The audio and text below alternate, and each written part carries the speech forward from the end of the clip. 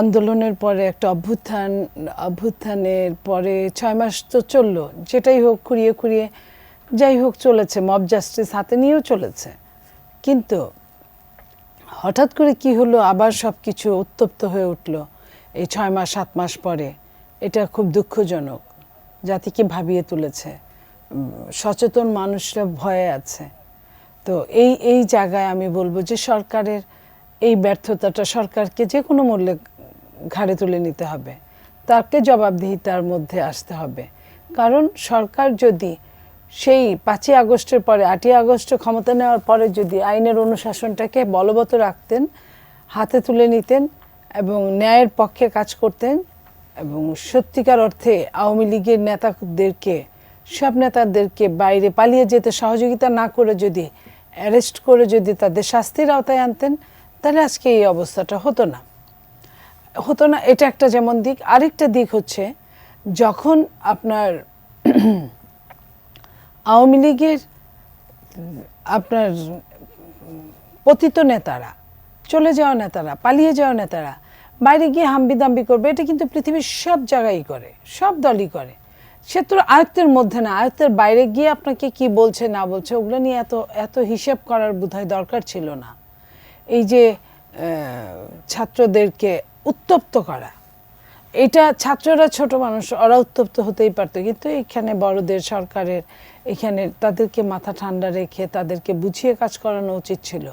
সেটা কি হলো, এই যে গাজীপুরের ঘটনাগুলো ঘটছে, সারা বাংলাদেশের ঘটনাগুলো ঘটছে, আপনি দেখেন যে পতিত স্বৈরাচার সব কিছু ফেলে চলে গেছে, বাড়িঘর দখল ভেঙে চুরে সব কিছু, টাইলস পর্যন্ত খুলে নিয়ে গেছে। আমি যেটুকু জানি অনেকের একদম ঘরের সব কিছু খুলে দরজা জানলা ভেঙে নিয়ে গেছে।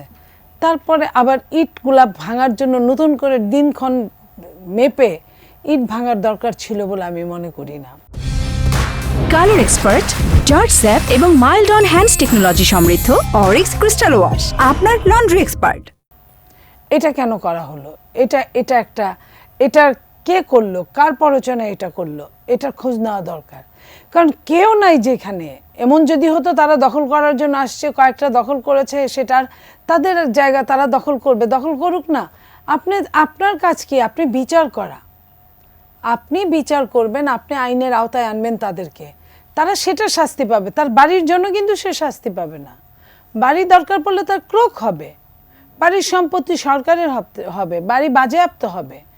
বাড়িতে এরকম হতে পারে না, জায়গা জিনিস এরকম হতে পারে না। আর এই ভাঙচুর দেখিয়ে কাকে ভয় দেখানো হচ্ছে? ওই সরকারকে। ও তো বাইরে থেকে আরো বলবে, কারণ এখন তো তার ওই ইটের টুকরাটাও নাই, তাহলে ওর বলতে তো আর কোনো যার বলে না হারানোর আর ভয় থাকে না, তার থাকে জয় করার বিশ্ব। সে জয় হয়তো করতে পারবে না, বাংলাদেশে সে ঢুকতে পারবে না, কিন্তু তাদেরকে কেন বের করে দেওয়া হলো? কেন? প্রত্যেকেই প্রথম দিন না হয় শেখ হাসিনা চলে গেছে, ঠিক আছে, তারপর আমরা শুনি কেউ বলে 650, কেউ বলে 3000, কেউ বলে 4000, সব যে বড় বড় প্রোফাইলগুলো, হাই প্রোফাইল, সব চলে গেছে বাইরে। তো এই যে এখনো যারা আছে সমস্ত বাংলাদেশে, তাদেরকে আইনের আওতায় কেন আনা হচ্ছে না? তাদেরকে আইনের আওতায় আনা হোক। তাদেরকে আইনের আওতায় আনার পরে আপনি দেখবেন যে অনেকটাই স্বস্তি ফিরে পাবে মানুষের মধ্যে। আর এই যে এক কথায় নিষিদ্ধ বলার কিন্তু দরকার পড়ে না, যদি আইনের আওতায় আসে।